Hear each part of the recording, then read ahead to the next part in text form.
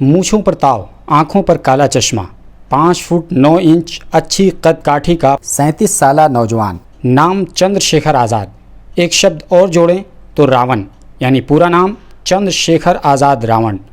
सुनने में तो नाम किसी विलन जैसा लगता है, लेकिन चंद्रशेखर आज़ाद रावण किसी हीरो से कम नहीं।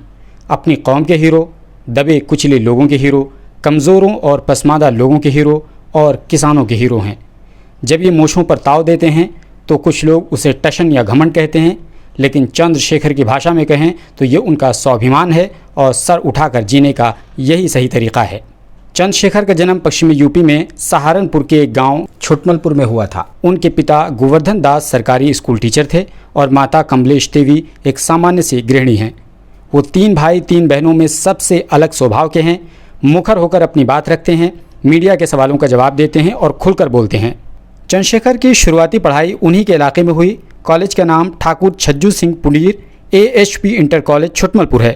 चंद्रशेखर ने यहाँ इंटर की पढ़ाई मुकम्मल की। पढ़ाई के दौरान उन्हें बड़े पैमाने पर भेदभाव का सामना करना पड़ा। यहाँ तक कि उनके पिता को भी, जो प्रिंसिपल के पद से रिटायर हुए, उन्हें भी घोर भेदभाव का दंश झेलना पड़ा।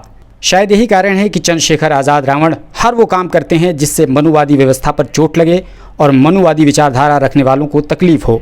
हालांकि चंद्रशेखर कोई पहले ऐसे लीडर नहीं हैं जो दलित अधिकारों की लड़ाई लड़ने का दम भर रहे हों। इससे पहले बाबा साहब भीमराव अंबेडकर के बाद जो मुखर चेहरे निकलकर सामने आए वो श्री कांशीराम, और उनके बाद मायावती, और अब चंद्रशेखर आज़ाद रावण हैं। चंद्रशेखर आज़ाद खुद को बाबा साहब का बहुत बड़ा अनुयायी मानते हैं और कांशीराम जी के मिशन को आगे बढ़ाने की बात करते हैं। लेकिन जब मायावती की बात आती है तो थोड़ा ठहर कर कहते हैं कि मायावती अपने मिशन से हट गई हैं, इसलिए वो खुद को कांशीराम जी के बहुजन मिशन का सही चेहरा समझते हैं। चंद्रशेखर सुर्खियों में तब आए जब उनके गांव के पास घड़कौली में एक व्यक्ति केशव राम ने अपनी ही ज़मीन पर द ग्रेट चमार का बोर्ड लगाया था। उसके बाद उस क्षेत्र के ठाकुर लोगों ने उस पर कालिक पोत दी थी और इसी दौरान चंद्रशेखर रावण ने बोर्ड के पास खड़े होकर फ़ोटो खिंचवाया था।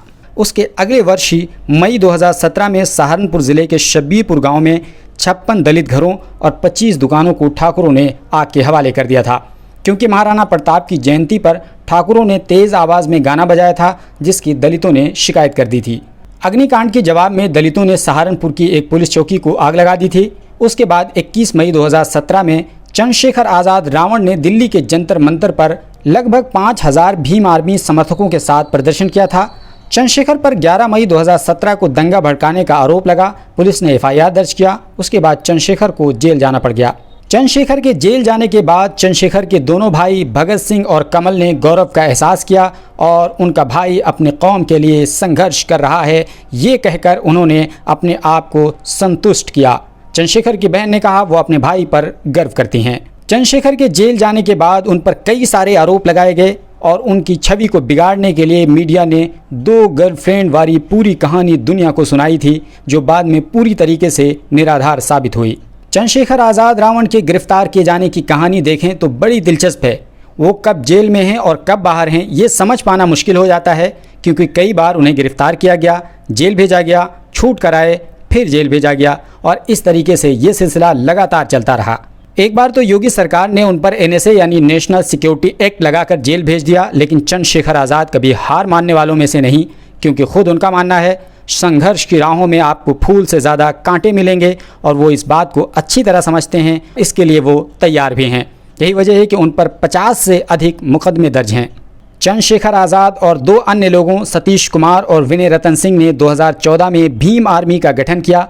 भीम आर्मी यानी भारत एकता मिशन, जिसका मकसद दलित बच्चों में शिक्षा के माध्यम से उनके चेतना को जगाना है, ताकि वो अपने अधिकारों को पहचान सकें और अपने समुदाय का उत्थान कर सकें।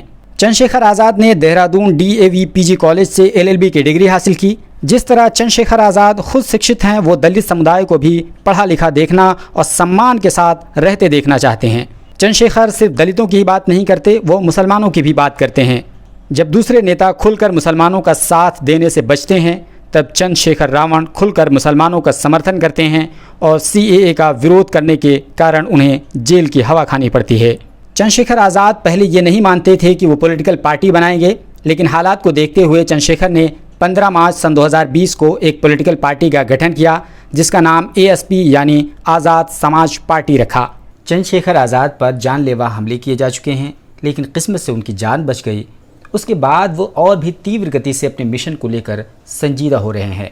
दोस्तों, चंद्रशेखर आज़ाद रावण के बारे में आपकी क्या राय है, कमेंट बॉक्स में ज़रूर लिखिए। अगर ये वीडियो फेसबुक पर देख रहे हैं तो पेज को फॉलो कर लीजिए, यूट्यूब पर देख रहे हैं तो हमारे चैनल को सब्सक्राइब कर लीजिए।